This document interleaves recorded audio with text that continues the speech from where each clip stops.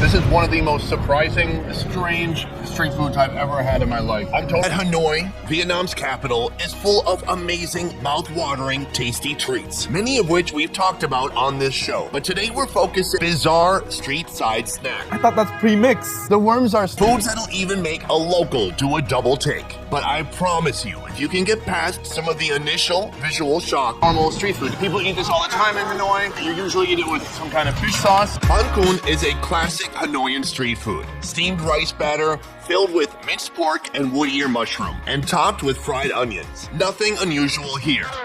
Until we get particular Banh Cuon shop, customers can order a drop of fragrant extract to pair with their typical fish sauce. But this 25-cent add-on is extracted from a giant water bug. What they do evidently is they chop up this bug, some kind of special flavor. Oh, she's gonna do it here?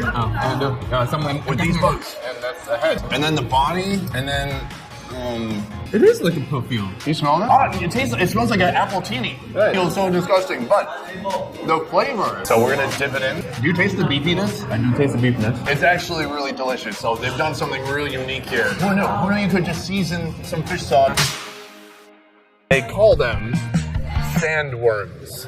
They look gorgeous. There's some sandworms down here. And a half away from Hanoi, these little guys are raised in ponds just like shrimp. Normally vendors would cook using frozen worms, but since we're catching the tail end of the worm season, we're getting them as fresh as can be. Do many foreigners eat this? She said, if she fries it up, you better eat it. Okay, she's frying it up right here.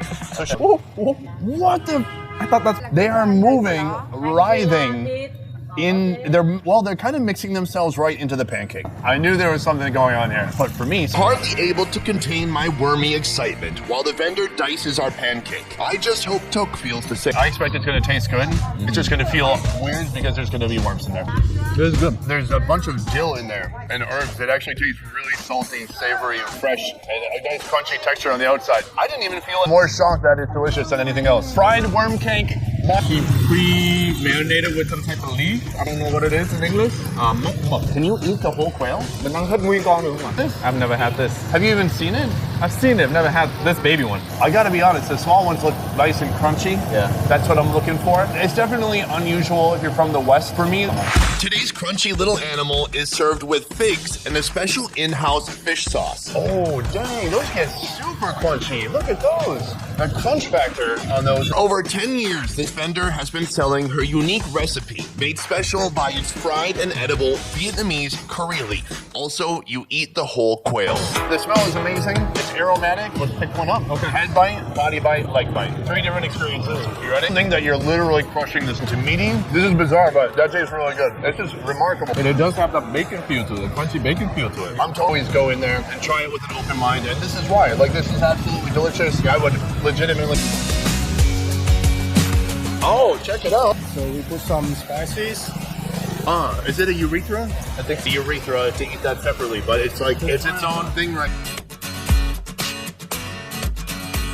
This looks like a normal kind of pork kebab. And then I was like, what is this? Skewer of pork. And here we have the urethra. It looks like it would be kind of crunchy and cartilagey. It's turning kind of a golden brown. You can't really go wrong with charred, like grilled. The pig urethra. I never would have thought that you would just strip out the urethra and eat that separately. Really crunchy. It reminds me a little bit of chicken feet. We're working up to the crescendo of this evening. You wouldn't be able to tell it apart from any other kind of marinated and charred piece of pork. Like, pretty tender. Almost close like a ribeye. Yeah. It's so savory. It's rich, sweet. It's